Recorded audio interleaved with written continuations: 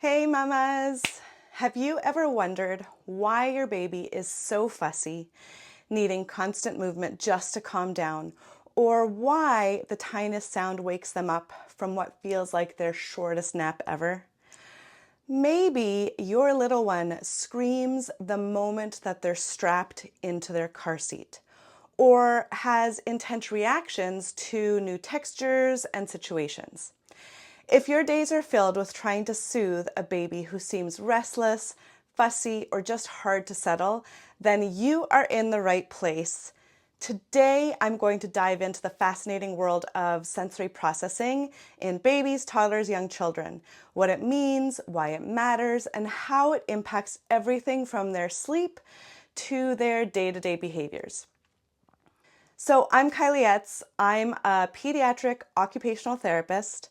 I'm also a craniosacral therapist, a mama of two, and lovingly known as the holistic baby guru.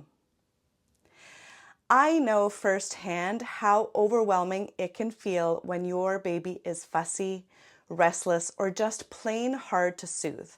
That's why I'm here, to help you better understand what's really going on with your little one so that you can feel more confident and supported in your motherhood journey. I have been studying and using sensory processing as my main sort of underlying frame of reference since graduating OT school 17 years ago. And it is something that I consider in the back of my mind with all my clients, whether they're babies that I'm supporting with sleep, or toddlers or preschoolers that I'm supporting with sort of regulation at daycare or school, or school-age children that I'm helping more with attention and focus in the classroom. Today, I'm going to chat about sensory processing, the foundation of how babies, and all of us really, experience the world around us. I'm going to discuss why some babies need to be on the move 24/7, while others might be more sensitive to touch or sound, and how these sensory processing differences can impact things like sleep, eating, and just overall behavior. By the end of this video, I hope that you'll not only know how to spot sensory differences in your baby, but also have some practical strategies to help soothe and support them, thereby making your days a little easier and more manageable. So grab your coffee, take a deep breath, and let's get started. Let me start by saying this. Sensory processing is the foundation of everything we do.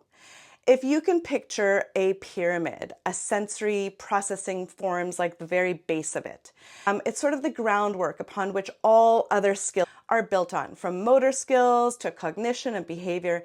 And this is what we mean by taking sort of a bottom-up or body-first approach. Our sensory systems like touch, sight, hearing, vestibular, which is the balance and movement system, and proprioception, which is our body awareness system, they play a crucial role in how we engage with the world. They directly support those higher level functions like motor coordination, perceptual skills, or even complex cognitive tasks like academic learning, writing and reading and math. If this foundational level isn't fully supported, it can create challenges in various areas in daily functioning. Anything from self-regulation, attention focus, motor skills, sleeping, eating, all of those things that I've already mentioned. By understanding and addressing sensory processing differences early, we can create a stronger and more stable base for our children's overall development and well-being. Let me also say that if you're feeling exhausted, overwhelmed, or just at a loss because your baby seems unsettled all the time, you're not alone. That's why you're in this group. I've been there, and so have many of the moms that I've worked with. You're doing amazing just by showing up here today and showing up daily for your child. So let's start with some sensory processing basics. When we talk about sensory processing, we're really talking about how our baby's brains take in and respond to information from this world around them. Even in the womb, babies started to develop these sensory systems that allow them to feel touch, hear sounds, sense movement, and so much more. Everything was more muffled and muted to the world inside the womb. And then when they were born, they came into this world that's very different. They are now surrounded by bright lights, cold air, loud sounds, unfamiliar textures. Now they have to work to eat. They have to contend with gravity. And all of this can be a lot for their little systems to handle. Sensory processing is how their brain learns to sort and filter and respond to all of this input. Now, we usually think about the 5 senses: touch, sight, sound, smell, taste. But we also have 3 more senses that are sort of more internal or foundational for babies.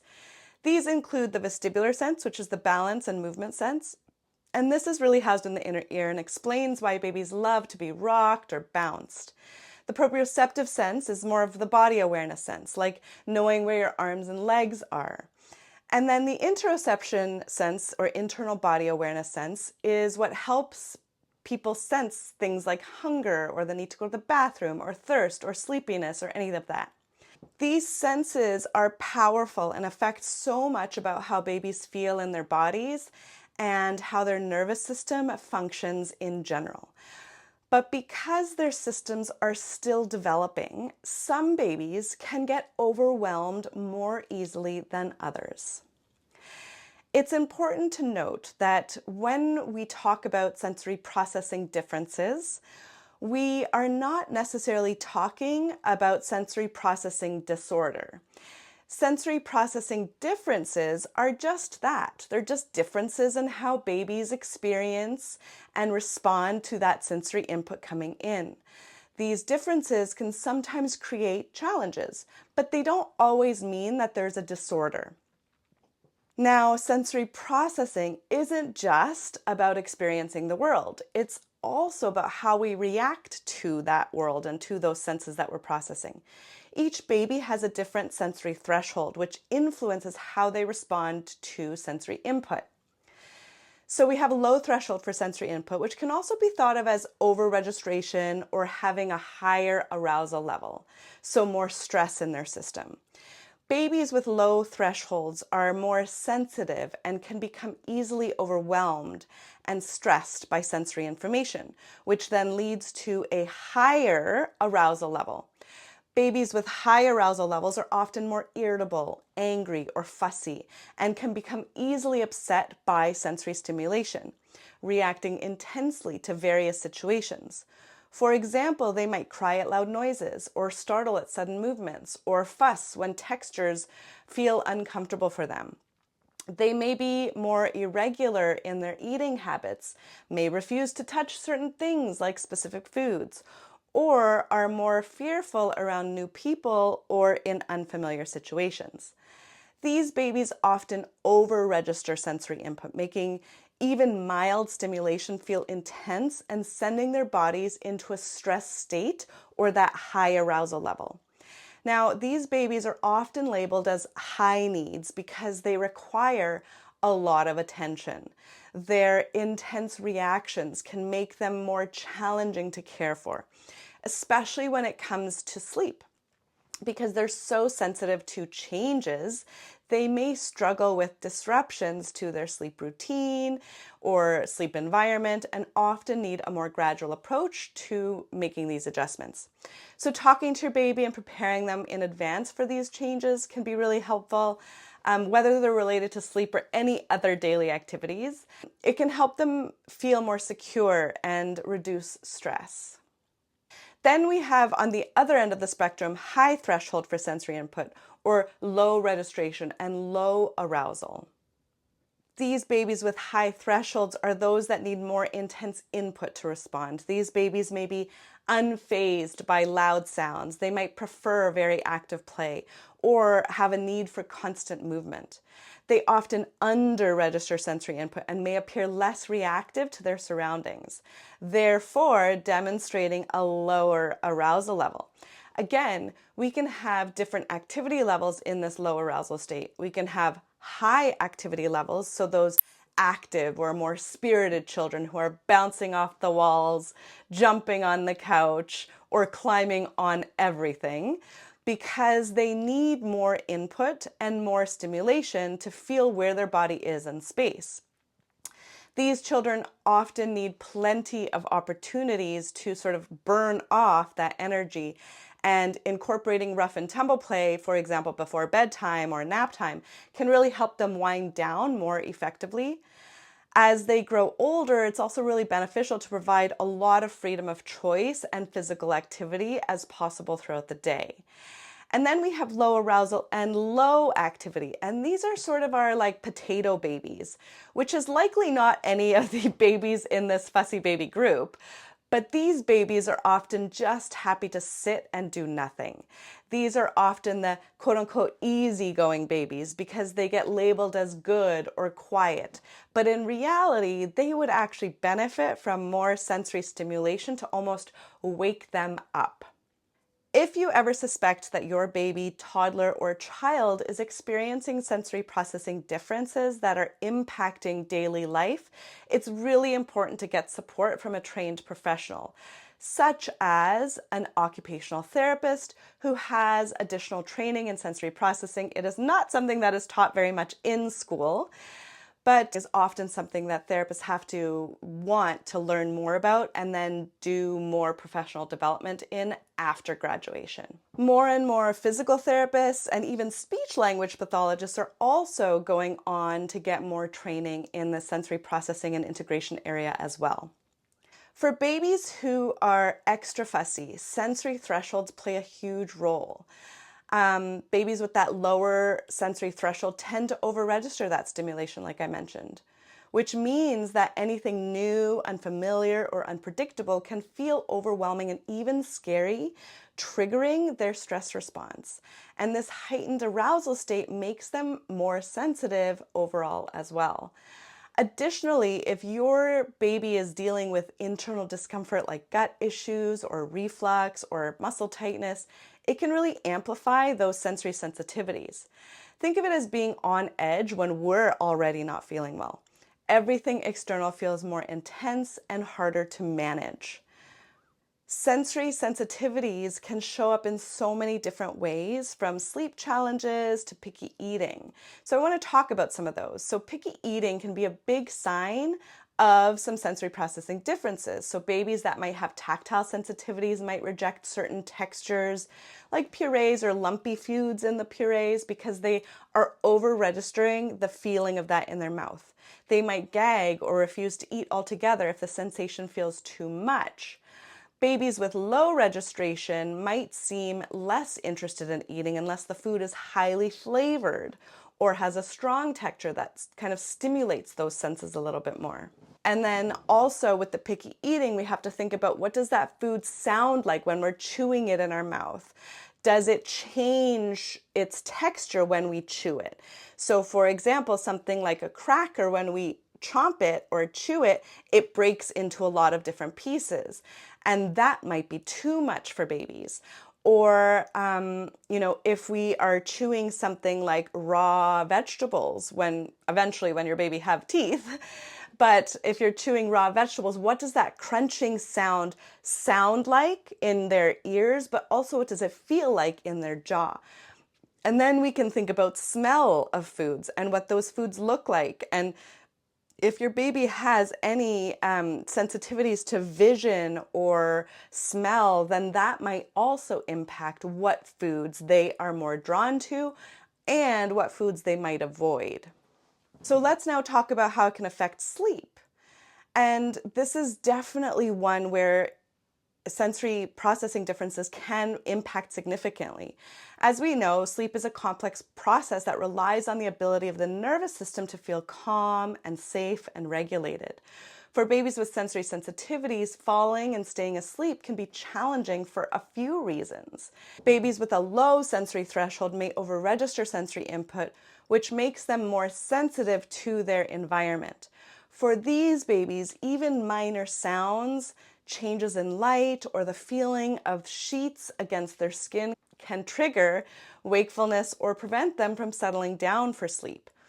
They might startle easily or be more restless during the night due to heightened sensitivity to sensory input in their environment.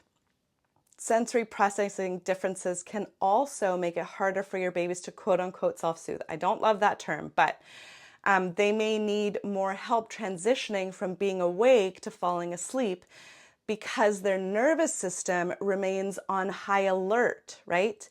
This is especially true for babies who are sensitive to touch, or they need more proprioceptive and vestibular input to feel secure. For babies who experience internal discomfort, like I mentioned before, like gut issues or reflux or body tightness or headaches, that interoceptive sensory processing really plays a role. And these babies might wake up frequently due to discomfort and have a harder time getting back to sleep once they are kind of woken up. And then some babies might struggle with feeling secure while lying still. If they have higher thresholds for vestibular or proprioceptive input, they may need movement like rocking or bouncing off the walls or, etc., to feel relaxed enough to actually feel their body and then sleep. Babies who have tightness or tension in their bodies may also find lying flat very uncomfortable, making them more prone to fussing when placed in a crib or in that whole back to sleep position, right? I want to talk a little bit about hating the car seat. Because there are definitely those babies who scream the second that you put them into the car seat. And this can be a combination of sensory and physical factors. So for babies who are sensitive to visual input, that outside world going by in the car might be overstimulating. So blocking their view with a cover or like the window shades can sometimes help reduce the stimulation. The feeling of being placed into the car seat, squished into the car seat with snug straps and layers of clothing can sometimes feel overwhelming for babies with more tactile or touch sensitivities. If they're wearing too many layers, they may overheat, adding to their discomfort. Then we also have the vestibular input, so moving backward or being in a semi-reclined 45-degree angle can be unsettling for some babies, especially those with heightened vestibular kind of sensitivities. But then we also have to think about babies who have tight diaphragms or body tension or compression in their bodies might find car seats particularly uncomfortable because of the compression and the way that their body is positioned in that car seat, which can exacerbate this feeling of tightness or even making it harder to breathe, which makes the experience even more distressing. So, like I mentioned, you can kind of try to block the vision somehow. If that's something that you're thinking about, you can make sure that you're keeping layers of clothing minimal to prevent overheating and kind of more of that discomfort. I really highly recommend bodywork for all babies, but something like craniosacral therapy or osteopathy, this can help release tension and make sitting in a car seat more comfortable, especially if it's due to a tight diaphragm. Also, one of the things I find really working is transitioning to a convertible car seat earlier than planned, because it can provide a different positioning that feels less restrictive, less scrunched, and more comfortable for your baby. So now I want to talk about what can we do to help our babies feel calmer and more at ease. And these are just a few simple strategies that can often make a big difference. Number one is provide deep pressure. When in doubt, use deep pressure. Babies often feel comforted by gentle pressure.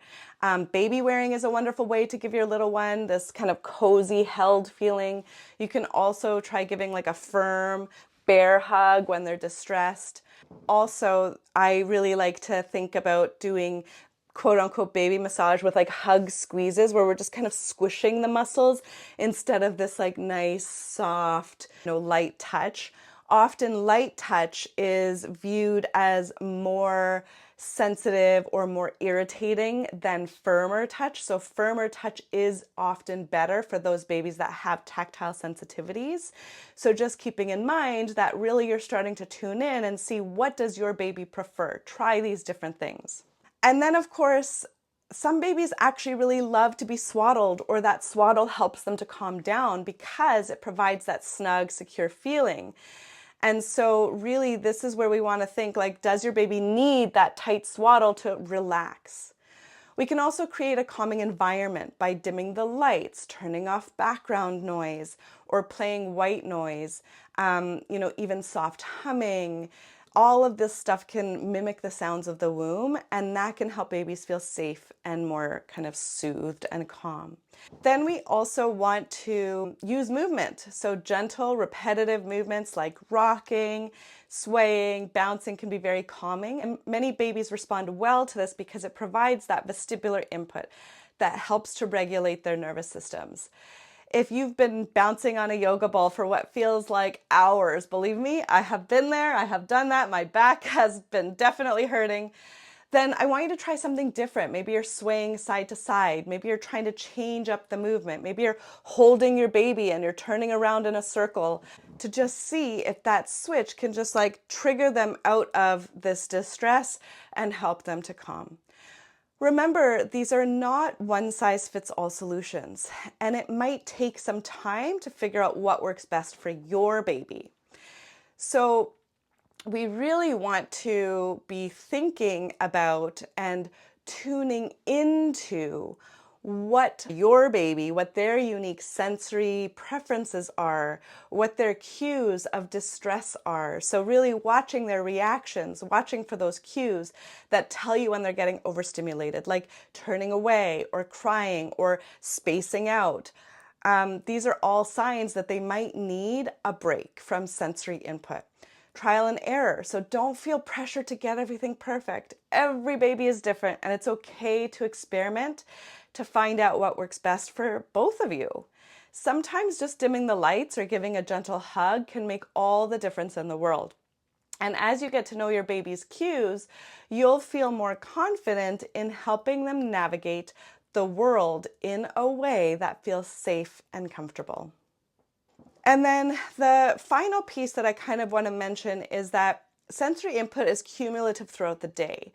So if you have a really busy day where you're going to the baby classes and then you're going to Costco or the grocery store or something, and then you're getting coffee with your friend or whatever it is, and then you come home and the dogs are barking and you have to figure out how to take them for a walk while your baby is screaming, like all of that input is cumulative throughout the day, which might make your baby more fussy at the end of the day.